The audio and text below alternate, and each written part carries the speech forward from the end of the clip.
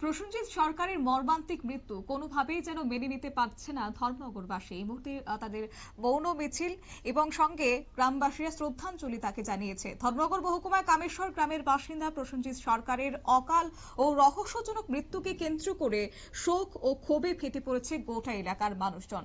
সুষ্ঠু বিচার ও নিরপেক্ষ তদন্তের দাবিতে গ্রামবাসী সহ ধর্মনগরের আপামর জনতা এক বিশাল মৌন মিছিলের আয়োজন করে।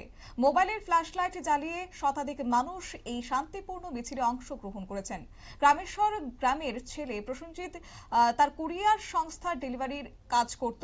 ডেলিভারির সংক্রান্ত বিবাদের জেরেই তার অকাল মৃত্যু। প্রসেনজিতের অকাল মৃত্যুর শোকের আবহ লক্ষ্য করা যায় তার আত্মীয় স্বজন ও প্রতিবেশীদের চোখে। ছিল গভীর বেদনা। অবশ্য সন্ধ্যায় মৌন মিছিলটি কামেশ্বর গ্রাম থেকে শুরু হয়ে ধর্মনগরের আইএসবিটি এলাকা প্রদক্ষিণ করে। মিছিলে অংশগ্রহণকারীরা কোনো স্লোগান না দিয়ে নীরবে উপস্থিতির মধ্য দিয়ে তাদের প্রতিবাদ ও দাবি তুলে ধরেন। একটাই দাবি, প্রসেনজিতের মৃত্যুর সুষ্ঠু তদন্ত চাই, দোষীদের দৃষ্টান্তমূলক শাস্তি চাই, ন্যায় বিচার নিশ্চিত করা।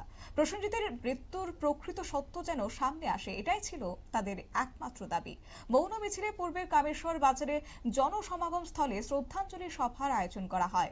সেখানে প্রসেনজিতের প্রতিকৃতিতে ফুল ও মোম প্রজ্বলনের মধ্য দিয়ে শ্রদ্ধা জানান উপস্থিত জনতা। 1 মিনিট নীরবতা পালন করে তার আত্মার শান্তি কামনা করা হয়। উপস্থিত গ্রামবাসীরা বলেন, এই মৃত্যু শুধু একটি পরিবারের নয়, গোটা সমাজের কাছে একটা বড় প্রশ্ন চিহ্ন।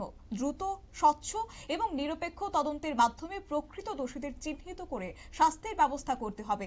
স্থানীয় সচেতন নাগরিকদের বক্তব্য, যদি দ্রুত প্রশাসনিক পদক্ষেপ না নেওয়া হয় তবে আগামী দিনে বৃহত্তর আন্দোলনের পথে হাঁটতে বাধ্য হবেন তারা। শান্তিপূর্ণভাবে হলেও ন্যায় বিচার আদায় না হওয়া পর্যন্ত এই প্রতিবাদ চলবে বলে স্পষ্টভাবে জানিয়েছেন গ্রামবাসীরা। প্রসেনজিৎ সরকারের অকাল মৃত্যুতে ধর্মনগর জুড়ে এখন একটাই দাবি, ন্যায় বিচার। প্রশাসনের দিকে তাকিয়ে রয়েছেন শোকাহত পরিবার, সাধারণ মানুষ। কবে মিলবে প্রকৃত সত্য সামনে আসবে, কবে বা মিলবে দোষীদের দৃষ্টান্তমূলক শাস্তি? নিয়ে নিচ্ছে ছোট্ট একটি বিজ্ঞাপন বিরতি, সঙ্গে থাকুন।